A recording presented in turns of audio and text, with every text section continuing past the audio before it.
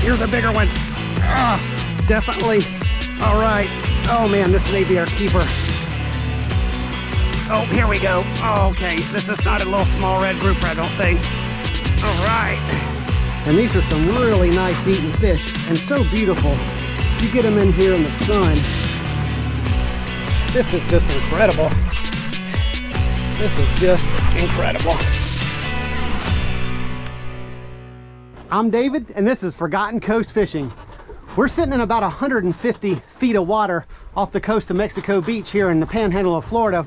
And I'm gonna be doing some exploring today, mostly drift fishing, just trying to find some spots out here on this hard bottom. So the first thing I'm gonna do, just to hunt for something down here, I'm gonna throw down this Johnny jig. It's a 260 gram.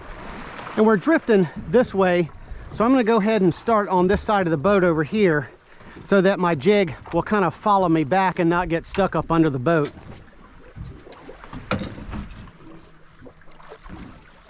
Oh, here he goes. Here we go. All right. This was the first drop with this jig. And I was getting kind of some little nibbles and things. And we get him hooked finally. I was wondering if this jig was not falling fast enough because it's kind of dragging a little bit. I'd really rather it work a little more vertical than kind of dragging, but nonetheless, it got us this fish. See what we've got here. Here comes some color. I have no clue what this is. I'm hoping it's a red grouper. They're in season. Looks like it's going to be a red grouper. All right, but he's not big enough. But our first drop on some new exploration sites, and we get a red grouper. All right, I'm really not going to worry about measuring this guy. He needs to be vented, and we can get him on down. There we go. Okay, nice little guy. Just hopefully we can get one just a little bigger. There he goes.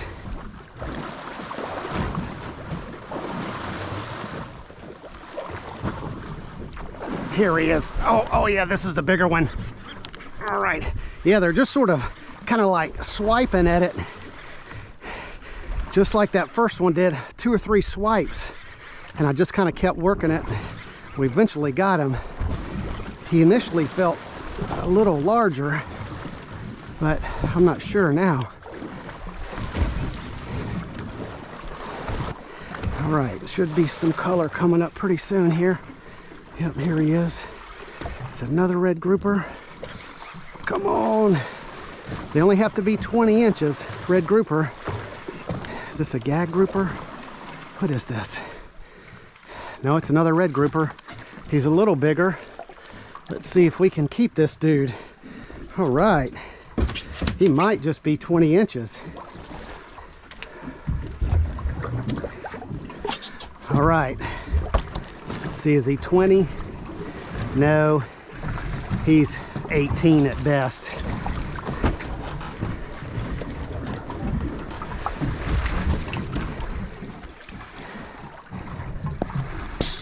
There he goes. Oh, you could even see that stomach kind of shoot back in his mouth. All right, they're getting a little bigger. There he goes. Well, very cool. That's 2 drops and 2 red grouper. Sort of my target species today.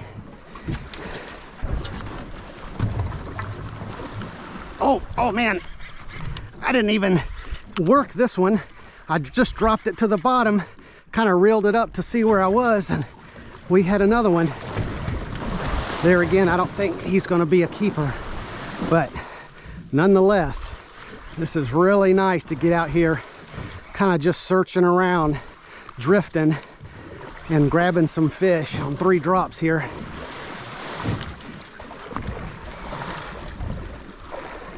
Is it a lane snapper? Yes, a lane snapper, and a nice one too. And he's going to go in the box. These guys don't get super big. They only have to be, I think, 10 inches to keep, maybe even 8 inches. But I only keep them if they're about 12 inches or more. And these are some really nice eating fish and so beautiful. If you get them in here in the sun, you just see all those lines on them and spots and little stripes on his head. Just some of the most beautiful fish out here. All right, well, let's see what he measures out before we get him in the box. Like all snapper, you pinch the tail, and he's going to be about 16 or so. All right, well, let's get this dude in the box here. All right, I like to bleed these guys out too. And really, the easiest way is just take your bait knife here. If I can get up under the gills there, you kind of cut that little membrane in between the gills. Maybe, there you go. Maybe get a gill or two. It'll really kind of bleed out. And you'll get just a little bit nicer fillet because they won't have quite as much bloodline to cut out. Oh man, oh geez, here's a bigger one. Definitely. All right. Oh man, this may be our keeper. Maybe our keeper red grouper, if that's what it is. All right, he's definitely a lot bigger, taking out some drag. And he just came up and snatched it. I don't know if we're on any kind of structure or what down here. One hand, I want to take him easy to not break it. This is 60-pound mono as my leader.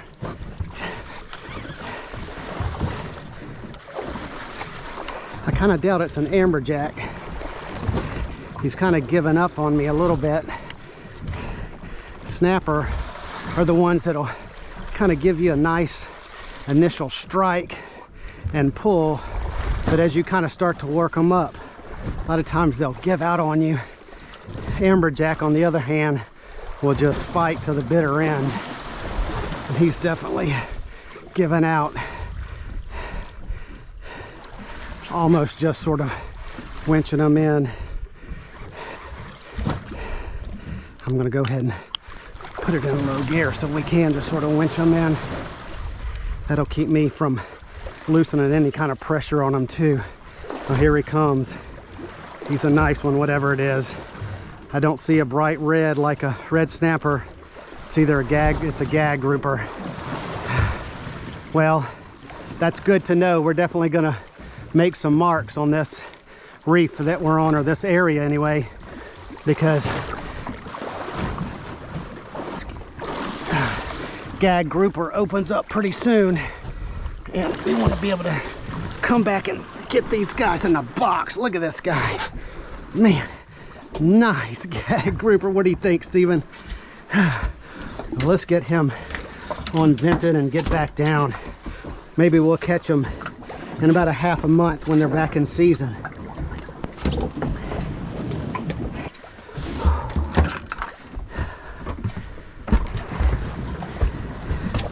All right, I've got this descending device. I'm gonna let this guy down with this descending device. Let's get a quick measurement. He's about 33 and a half. All right, there we go. Let's get you back down, gag grouper.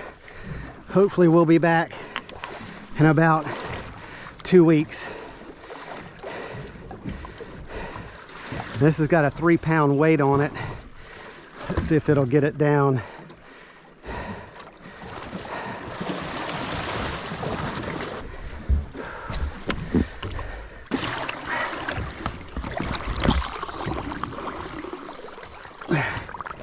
All right, I need to go ahead and vent him as well as use this descending device because he wasn't going down just with this 3-pound weight. So I let a little air out of him. There he goes. All right. Well, that's so cool. Getting 3 red grouper and then a gag grouper all on 4 consecutive drops with this Johnny jig here.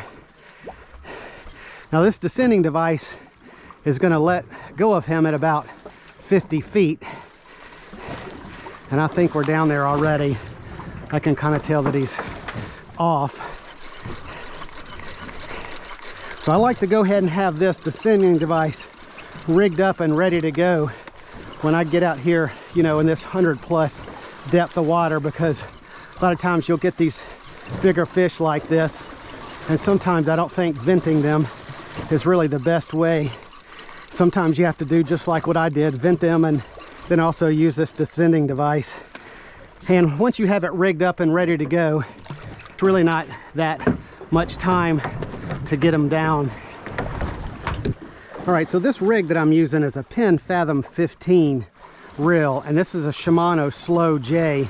in the medium heavy power. And like I said, I've got 60-pound mono as my leader and that 260-gram Johnny jig. And I think I've got about, I think this is 20-pound braid on here. And all I'm doing here is just drifting. As you can see, I've got the engines up. And the reason I'm doing that is I want the boat to be broadside to the waves and the current, which is pushing the boat this way. That's why I'm fishing on this side.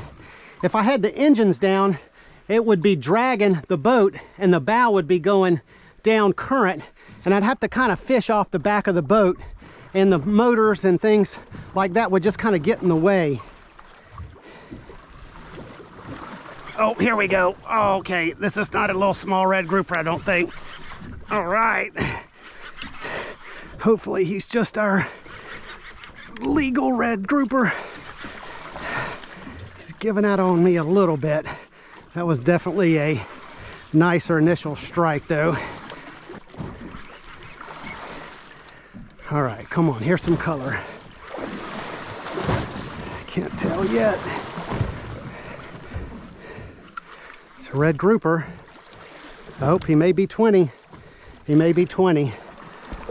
All right, we got him in the boat. This guy just might be on the dot 20 inches. All right, you think he's gonna be 20, Steven? Yeah. I hope so. Let's see. No, he's not looking like he's gonna be. Pinch the tail, no, he's 19, maybe 19 and a half with his mouth open. But these are beautiful fish too. And you can see they've got those really bright orange mouths.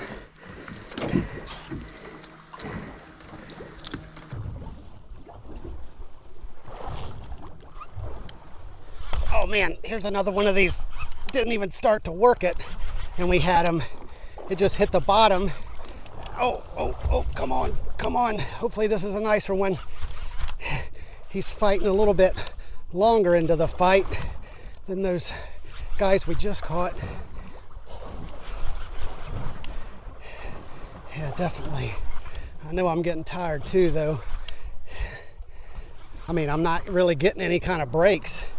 I'm just dropping this down, working it a couple times, and then we've got him, and then we're bringing up a red grouper from 150 feet down, getting him off, setting the descending vise down, having to pull that up, and then doing it all over again.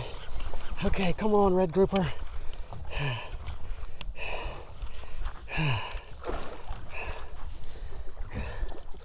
They're close. These guys are close to 20. There again, I don't think he's gonna quite make it. We'll measure him just to be sure. Nope, 19. This guy doesn't need to be vented. Let's just go ahead and let him down. There he goes.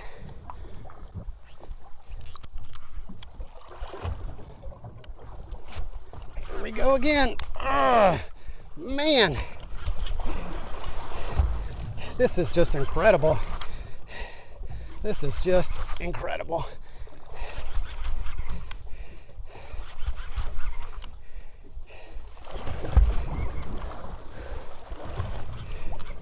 Surely there has to be a 20 plus incher down here somewhere mixed in with these guys. Here he comes. Yep. A little bit small. But that is literally all that's down here. We've gotten that nice Gag Grouper. Other than that, it's been 15 to 19 inch red grouper.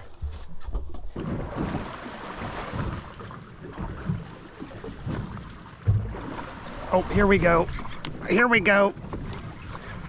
Well, it's been several hours since we've kind of dropped the line down. We had some lunch, and since we were just catching those smaller red grouper, we moved out about another 7 or 8 miles. We're sitting in about 160 feet of water now, and this was our first drop on this jig here. And I changed jigs. I went to a bit heavier one. Seems like our current is picking up. Let's see what we've got here. Is it a red grouper? Is it a red grouper? It's a red grouper. I still think he's going to be a little small. Oh man, we got him in the back there. Yeah, he's still going to be small. So you can tell this dude needs to go down on that descending device. Look at those eyes bulging out.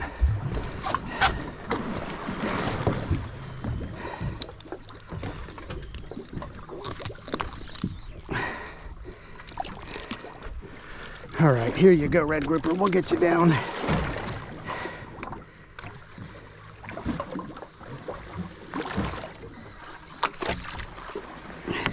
I can almost tell when that fish gets off because it starts falling a lot faster. And so I just sort of wait till that happens and bring it up. And there it is. Yep, he got off.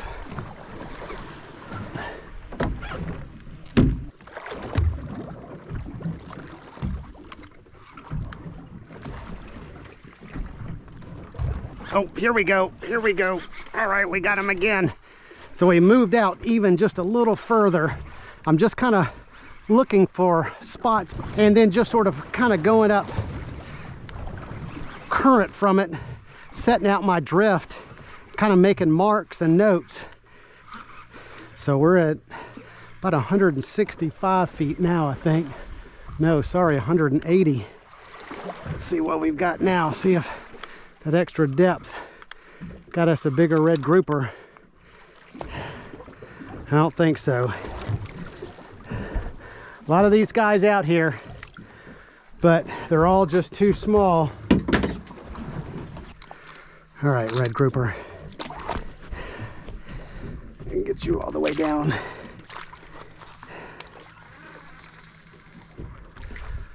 Okay, well, we moved yet again. This is going to be our last stop for the day. We really have just only been getting those red grouper, whether we're in 130 feet or 180 feet.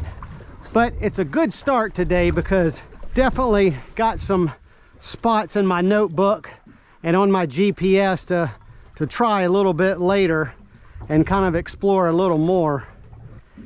This is that 300 gram we were working with kind of the second half of the day here.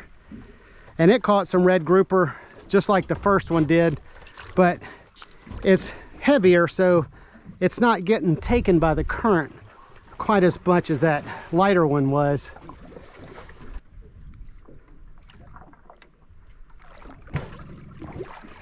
Oh, here he is. Here he is.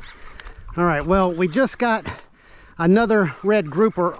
Camera was off, but it was no different than any of the other catches we've gotten all day today.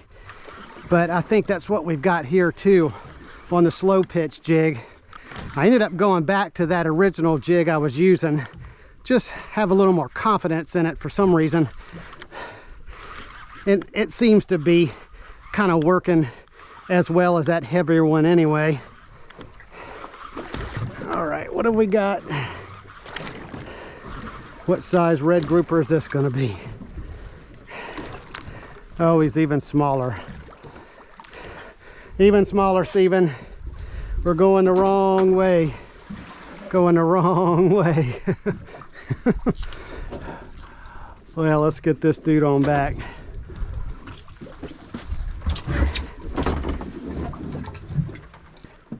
All right, Steve and I are going to go ahead and head on back. We didn't get any red grouper in the box, but that's okay. I feel pretty good about coming out here and finding them. Hopefully next time we'll get some in the box. But if you enjoyed this video, give me a what, Steven? A thumbs up and hit that subscribe button so you won't miss my future videos. So until next time, hope to see you on another episode of Forgotten Coast Fishing.